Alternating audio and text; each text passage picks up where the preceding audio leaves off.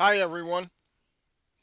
For this video, I'm building a 1/35th scale model of a World War II amphibious vehicle, the LVT A5. I'm going to set my LVT in a vignette where the LVT will be emerging from water onto a shore. One thing different about this build is the sequence in which I'm going to put my display together. Normally, I'd build the vehicle first, then create a landscape to display it on.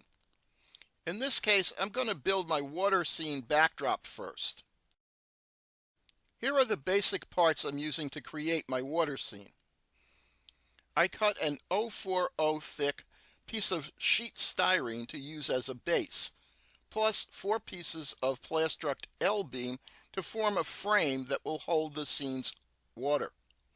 3 pieces of 2.75-inch tall clear vinyl will be installed inside the frame, allowing me to create a deep water area around my LVT5.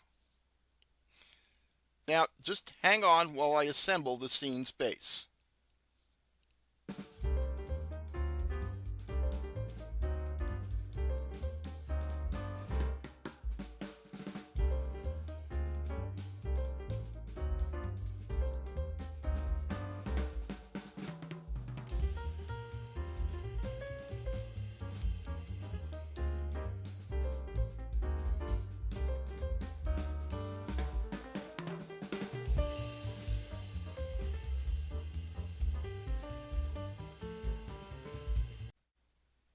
I'm going off camera to spray the base with Krylon Flat Black.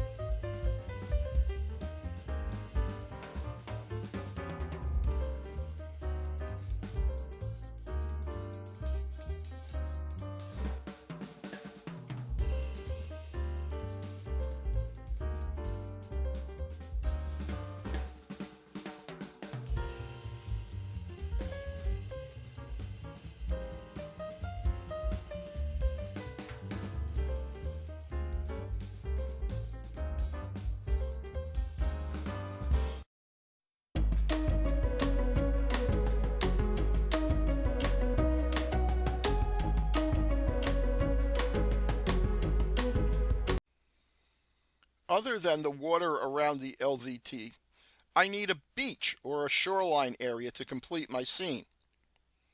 For this, I cut a 1.25-inch thick styrofoam block to fit inside the frame.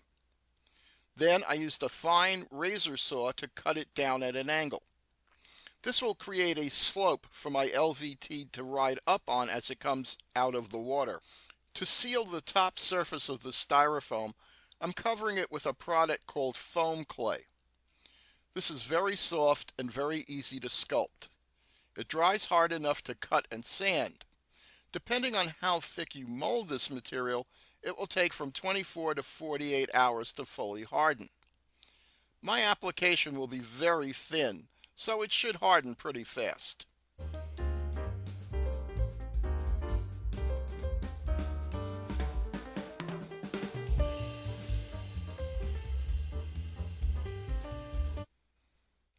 Now that the foam clay is hardened, I'll give it some color.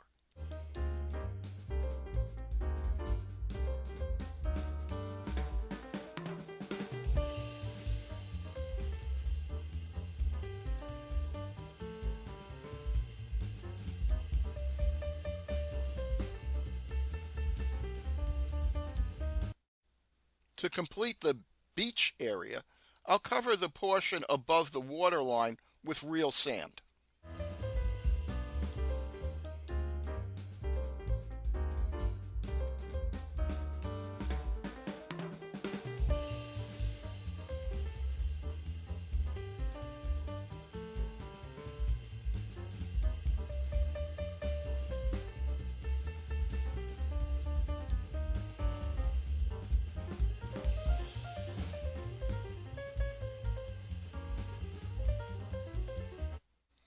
To set my water effects high enough to cover the back end of the LVT, I'm creating a riser, a clear platform 2 inches high. This will wrap around the back and sides of the LVT. The water around the LVT will be applied over the top of the riser platform after the LVT is built and installed in the scene. Meanwhile, I've cut a section of clear plastic bag to create waves and ripples in the water area. You can use a clear recycling bag or even kitchen cling wrap for this. Just glue one end of the sheet to one end of the riser. Then slowly bunch up the sheet and glue it down as you go along until you reach the other end.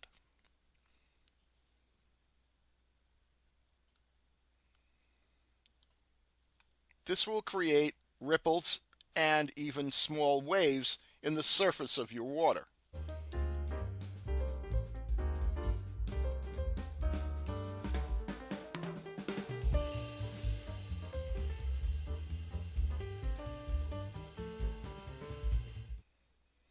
Okay, now it's time to start building the star of this scene. This is an old Nitto kit that's been in my stash since 1986. The LVT5 kit is very simple. Most of the work goes into the wheels and the turret. The kit is not great. The figures are badly molded and too small for 1/35 scale. Likewise, many details are just blocks lacking any real detail, and parts like the .30 caliber machine guns are very badly molded and far too big for 1/35 scale. So I'll be replacing a few items, like the figures and the entire turret. To start, I'll airbrush the entire kit with MIG black primer. When this dries, I'll airbrush all the parts with Mission Models US Olive Drab.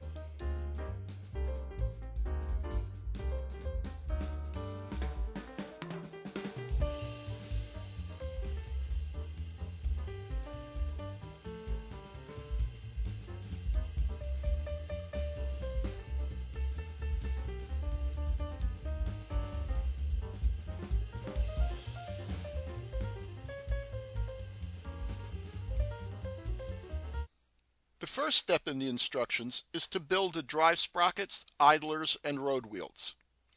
There are 10 road wheels plus 2 return rollers on each side of the LVT. That's a lot of wheels, each needing a hand-painted rubber tire around the outside.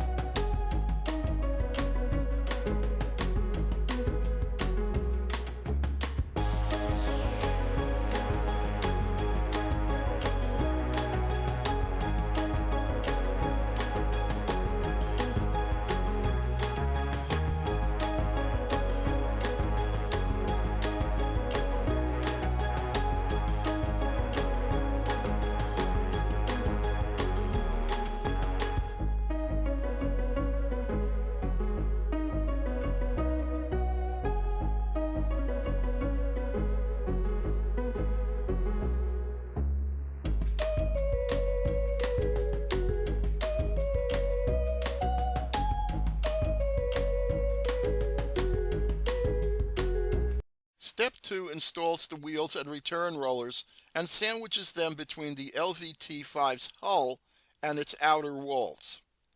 This includes putting the drive sprocket in place.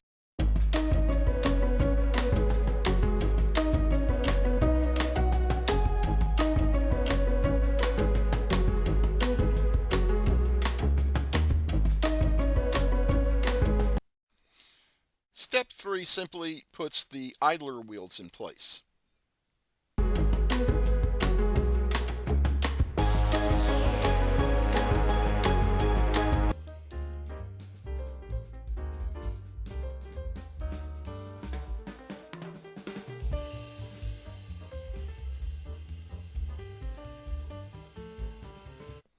In step 4, you attach grab handles and other details to the upper deck.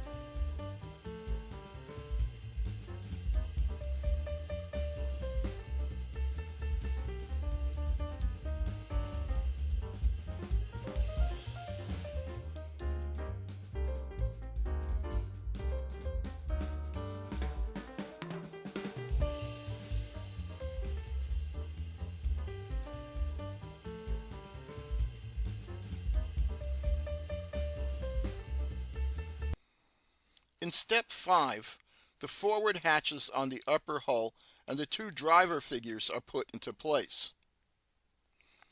I'll hand paint the figures to match their box art off camera.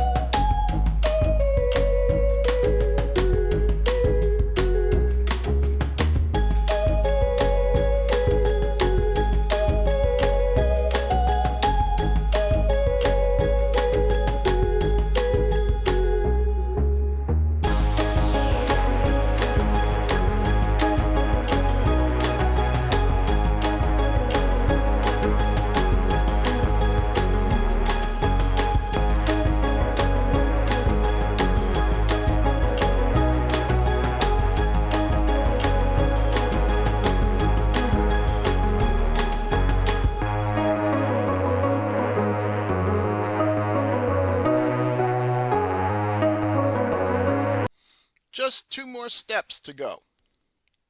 Step 7 assembles the turret. The Nitto turret is too big for 1/35th scale, and its interior details, including the gun breech, are very poorly molded. According to Wikipedia, LVTs armed with 75mm howitzers like this LVT-5 use the same turret installed on Stuart M8 howitzer motor carriages.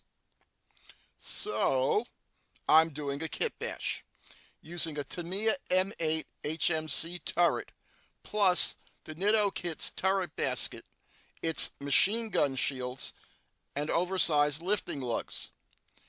The Nitto machine gun shields will be cut down to a more accurate size for scale, and the machine guns will be replaced by Italieri 30 caliber machine guns for greater detail and a more accurate size.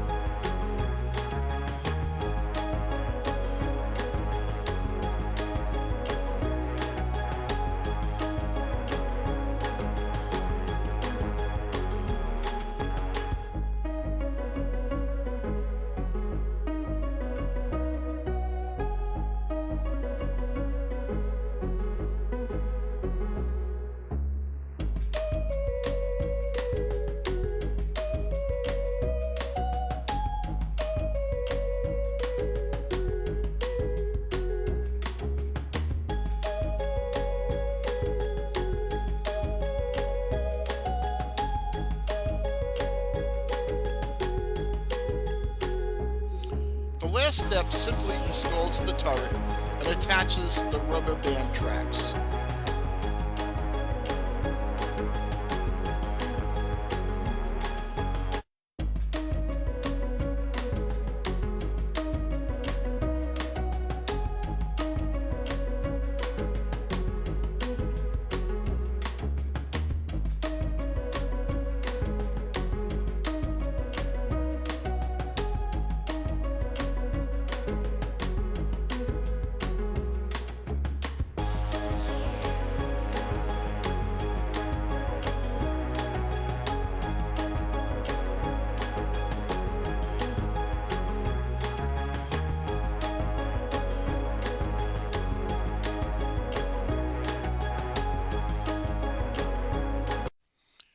With the LVT fully assembled, I'll apply basic markings using rub-on transfers instead of the decals. Once that's done, I'll weather the LVT with water streaks and rust marks.